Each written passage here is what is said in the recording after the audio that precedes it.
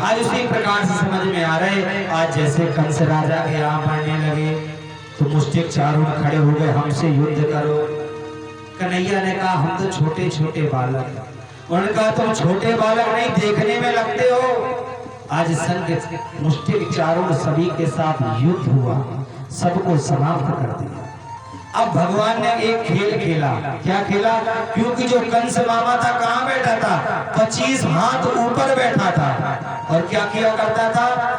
बांस की सीढ़ी लगा करके चढ़ जाता था और उस सीढ़ी को जाकर के कमरे में ताला लगा करके रख देता था।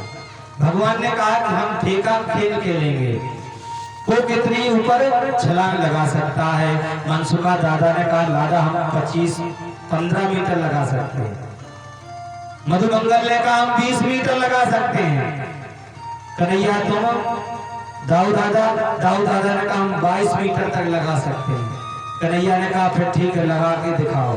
अब सब लोग लगाने लगे और लगाने लगे। कन्हैया ने ऐसी छलांग लगाई कि जाकर के कंस के छाती में गिरे। आज कंस ने कहा यदि मुझे ऐसा पता होता कि ठेका ऐसा होता है तो मैं नहीं खेलता कि मेरी छाती में आकर के तुम गिरे। आज भगवान ने कंस के केस पकड़े और जब केस पकड़े तो आज कंस कहने लगा कि मुझे दर्द हो रहा है, मुझे केस छोड़ो। कन्हैया ने कहा यदि तुम्हें पता होता कि केस पकड़ने से इतने दर्द होता तो तुम मेरी माँ के केस नहीं पकड़ते। क्योंकि सज्जनों, केस कभी माताओं के पकड़ने नहीं चाहिए। कंस ने केस पकड़े थे, पूरा समूल विनाश हो गया। द्रौपदी के केस पकड़े गए थे, सब कौरवों से सब समाप्त हो गए थे। सीता के केस किसने पड़े थे? रावण ने। पूरा कोई खानदान समाप्त हो गया था, कोई इज्जत देने के लिए नहीं बचा था। इसलिए माताओं के केस नहीं पकड़ने चाहिए। लेकिन कलयुग में तो क्या बताएं सज्जनों कि माताएं लोग अपने केस कटाती हैं। सत्य घटना बता रहे, माताओं को कभी केस नहीं कटाने चाहिए। यदि वो केस कटाती है तो अपना स्वयं विनाश करना चाहती है। जिसका विवाह हो जाता है उसे कभी केस नहीं कटाने चाहिए। हमारा देखो बताना कर्तव्य, आप मानो ना मानो वो आपके ऊपर है।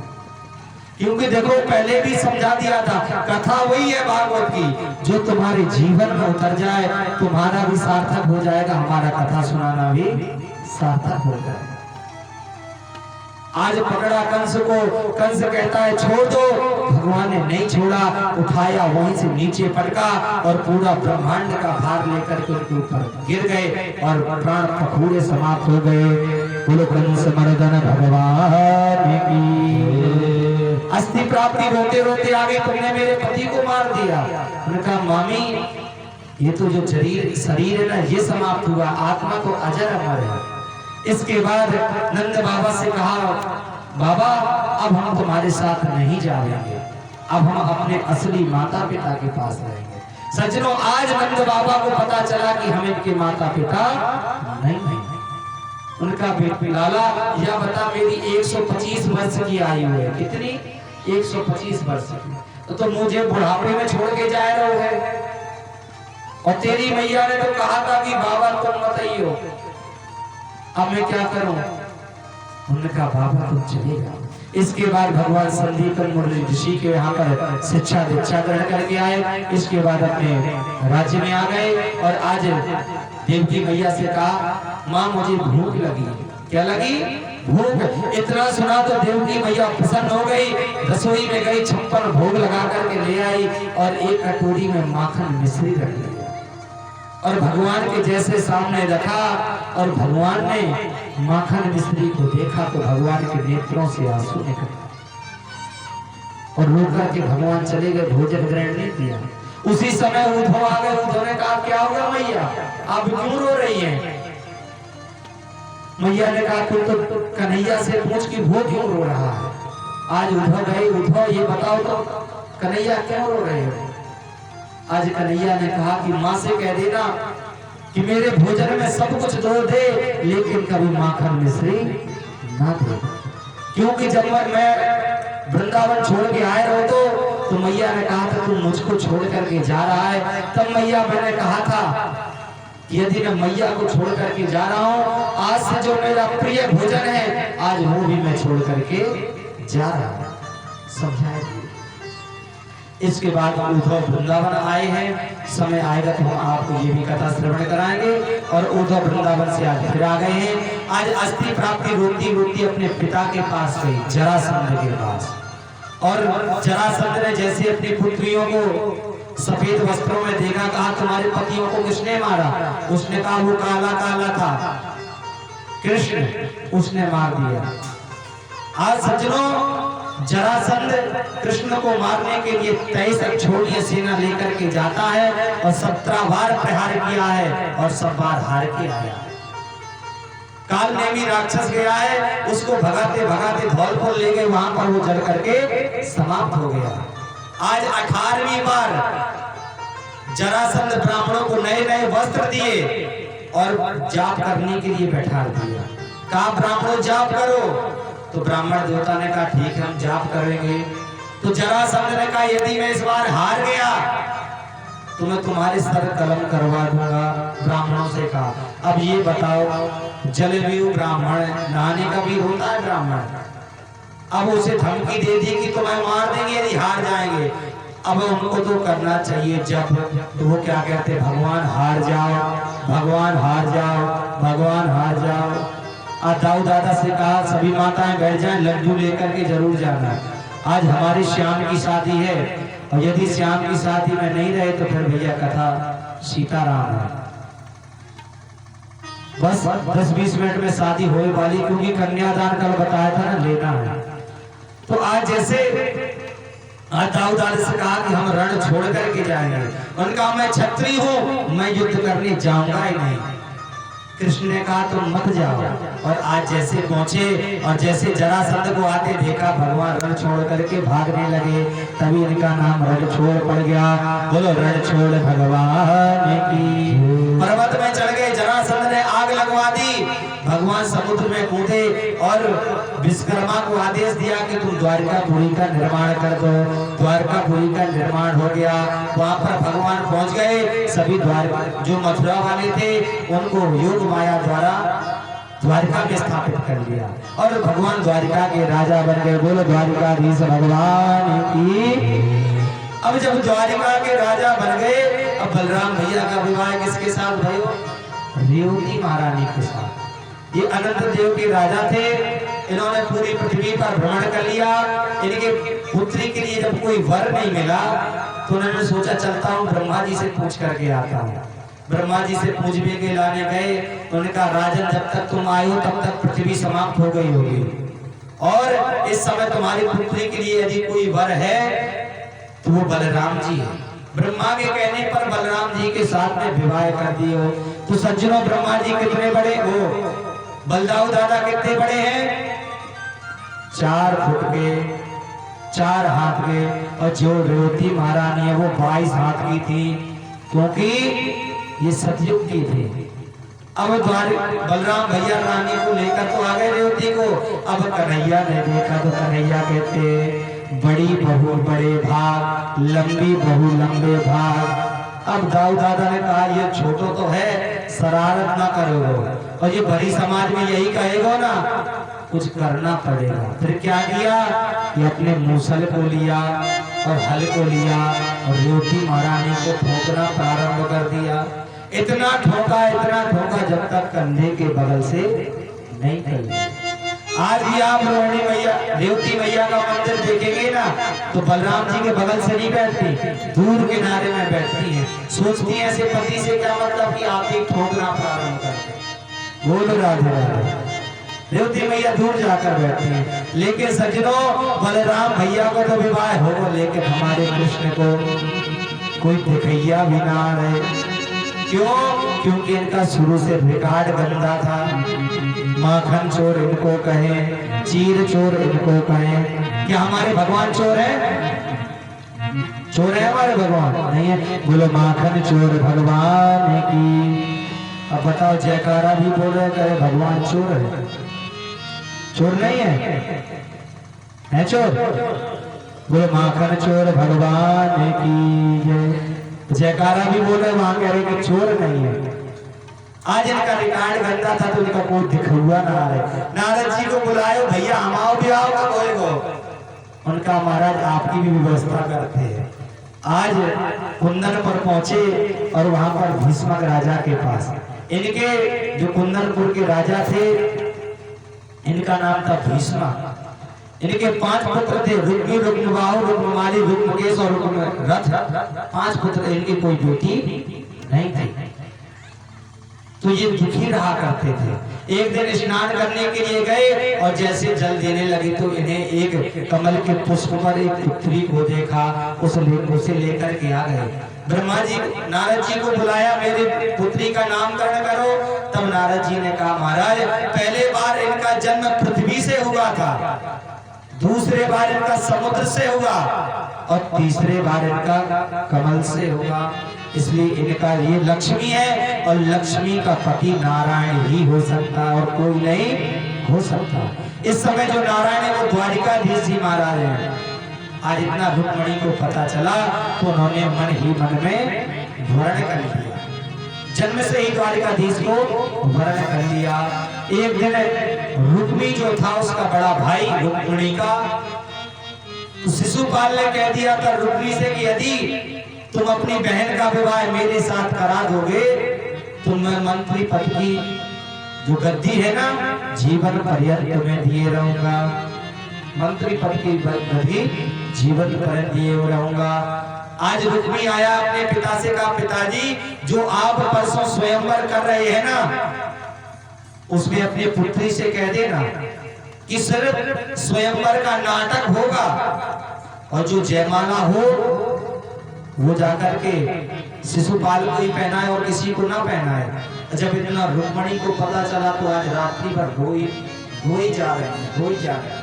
सुबह भाभियों ने देखा, पूछा क्या हुआ तो उनका जो आपके भैया है हमारे, उन्होंने हमारा विवाह शिशुपाल के साथ में तय कर दिया।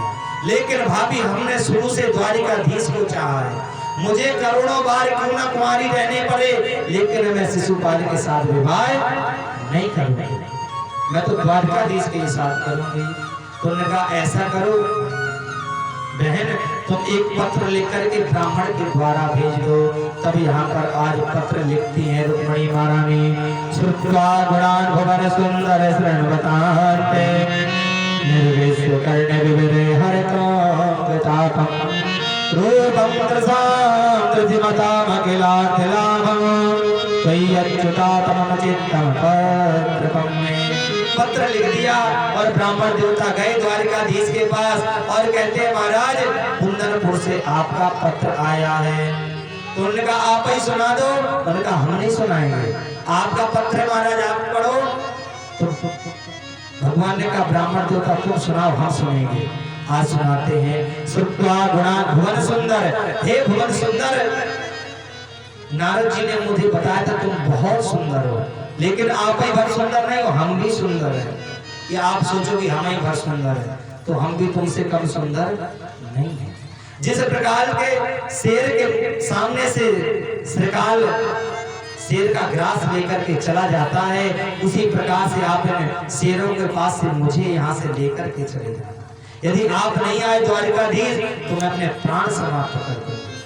आज सुबह 4 हुआ, 4 बजे, और ये भी बता दिया था कि हमारी जो कुल पूजन करने के लिए जाया जाता है आप वहीं मंदिर आकर के मिल लेना। आज सुबह 4 बजा। आज दारू से कहा कि रथ तैयार करो। रथ तैयार हुआ, ब्राह्मण देवता को बैठाया, कन्हैया रथ लेकर के चलने लगे। जैसे रथ चला, दाऊ दादा ने देखो कि सुबह सुबह से लाला या काम को जा रहा हो, तो दादा ने भी रथ लियो जाकर के कन्हैया के सामने खड़ो कर दियो। और जहां से कन्हैया ने दाऊ दादा को देखो तो हाथ से लगाम छूट गई। दाऊ दादा ने कहा लाला यह बताइए अपना सुबह सुबह यहाँ को कहाँ को।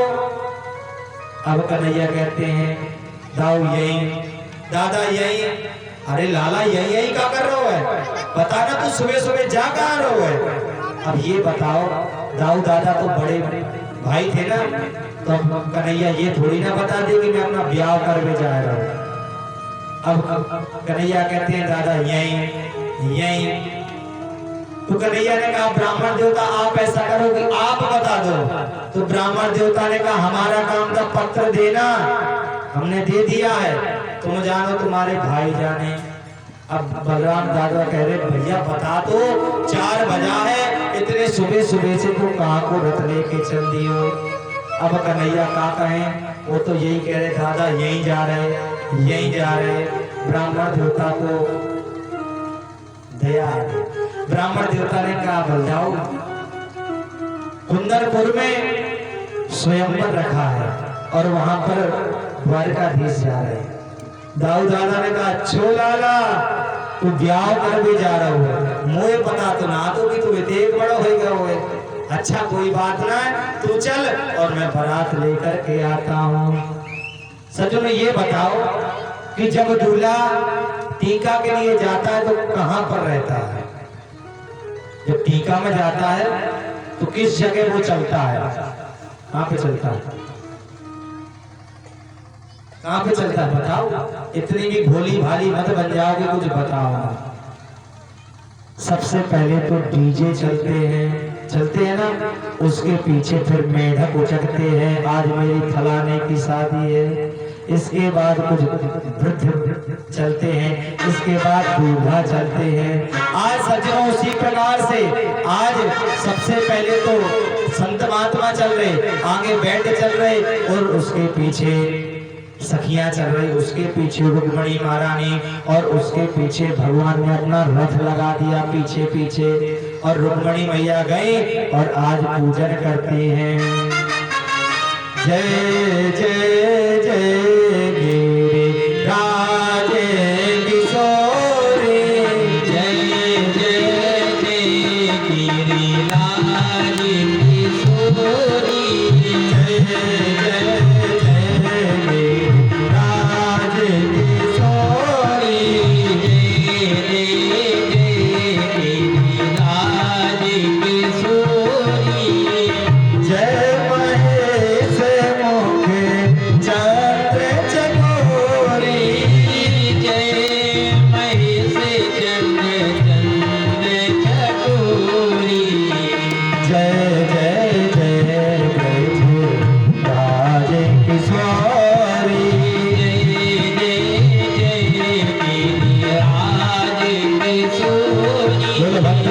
भगवान।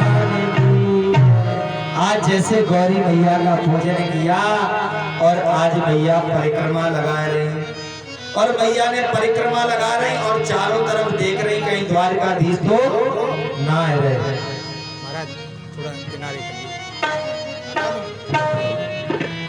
द्वारकाधीश नहीं दिख रहे तो वहां ब्राह्मण देवता आ गए, कह रहे बस आ ही गए। सज्जनों आज देखा तो आज रुक्मणी ने ब्राह्मण देवता को प्रणाम किया।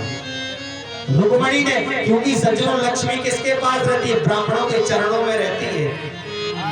आज जैसे आए उसी समय द्वारकाधीश जावे लगे तो एक सखा कहता अरे तुमको दिखता नहीं है, महारानी पूजन कर रही। तो भगवान हंस दिए और सज्जनों जैसे भगवान हंसे तो भगवान की हंसी ही माया है। तो एक सैनिक क्या कहता है, देखो ये हंसता कितना सुंदर है। क्या कहता है, ये हंसना कितना सुंदर है। दूसरा कहता है देखो तो इसका मुकुट कितना सुंदर है। और तीसरा कहता है इसका पीतांबर कितना सुंदर है। और भगवान गए और भगवान ने उठाई रुक्मणी के और जब लेकर के जावे लागे तो एक सैनिक कहता है कि गोद में लेकर के जाता कितना है। सज्जनों एक आवाज आई, आ गया आ गया आ गया। दूसरा सैनिक कहता है ले गया। और एक सैनिक कहता है कब आया, कौन आया, कब किसको ले गया? एक सैनिक कहता है जिसको तुम कह रहे थे वो कितना हंसता है, कितना अच्छा मुस्कुराता है, कितना सुंदर मुकुट पहने हुए हैं। तो यहाँ पे हमारे ब्रज के गाते हैं, ले गयो रे रुक्मणी को सबरिया, ले गयो